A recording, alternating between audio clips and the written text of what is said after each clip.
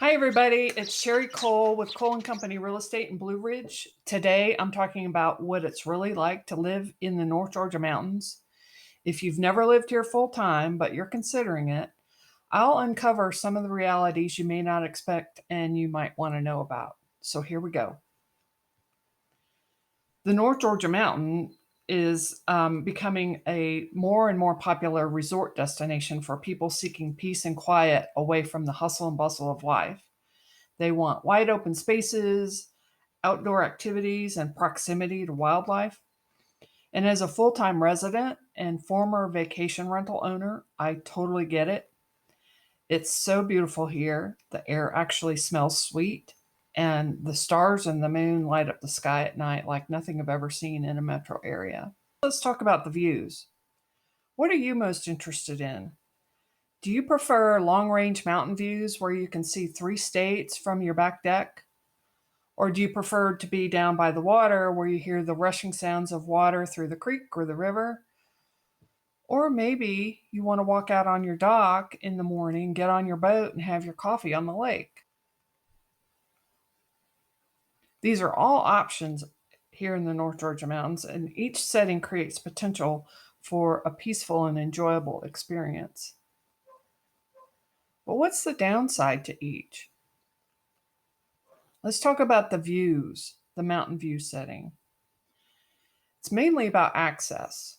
Access to mountainside homes can be via a county maintained paved road, a county maintained gravel road, or a privately maintained road. As of this recording, Fannin County maintains 442 miles of roads, 150 miles of which, or almost 34% of them, is gravel. To my knowledge, there's no record of how many county roads are privately maintained, meaning the homeowners using the road are responsible for its maintenance.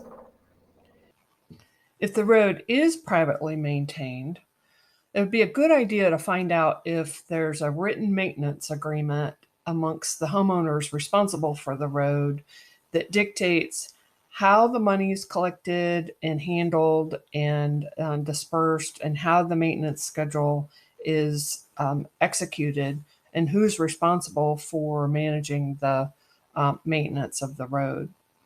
If the county maintains it, of course, you can call the county when there's a problem and they'll take care of it. But the main thing about gravel roads is that a lot of them are single lane. So if you're going up the side of a mountain to get to your house and you turn a corner and you're on a single lane, what happens if there's a car coming in your direction? Is there a place for either of you to pull over and get out of the way?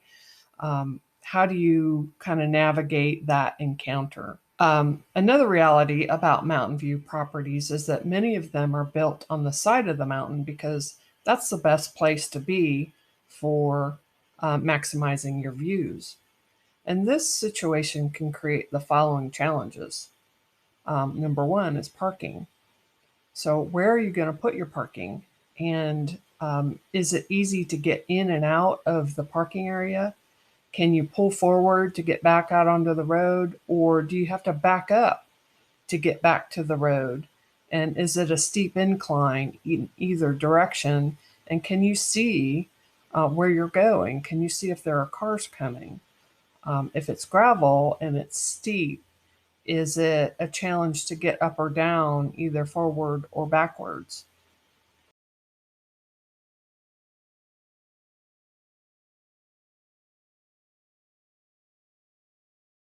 Erosion. Unless you're at the very top of a mountain, you'll probably be on the side of the mountain where water will be coming down from above and washing through your lot.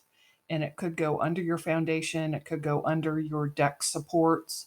When you have your inspection, make sure your inspector looks for signs of failure due to water runoff and find out if there's anything that needs to be done to correct it, what the cost is, and if there's anything you can do to redirect the water. If you're planning to build on a lot that you find on the mountain, those are other considerations. or access and getting heavy equipment up to that location for building your foundation, what is the cost going to be for getting that heavy equipment up there, clearing the land, and finding a place on that side of the mountain to build a large enough foundation for your house. As of this taping, the minimum lot size requirement for new construction was 1.5 acres. So not all that has to be usable, but it's something to consider when you find that ideal spot for your new place. Make sure that you check with the county and the state about the minimum lot size requirements. So let's talk about waterside properties. Whether you prefer rushing water sounds or deep water for boating and water toys, being there will usually mean you'll be in a flood zone. And if you plan to finance your property purchased through a bank, a lender will require that you buy flood insurance. In my experience, flood insurance about doubled my property insurance expense. So if you're in the investment for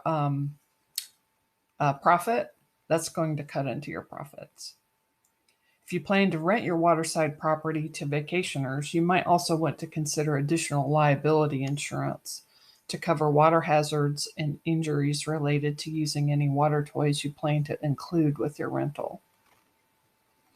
If this information has raised more questions for you about the downsides to being on the mountain or near the water, mention them below so everyone watching can learn from the discussion.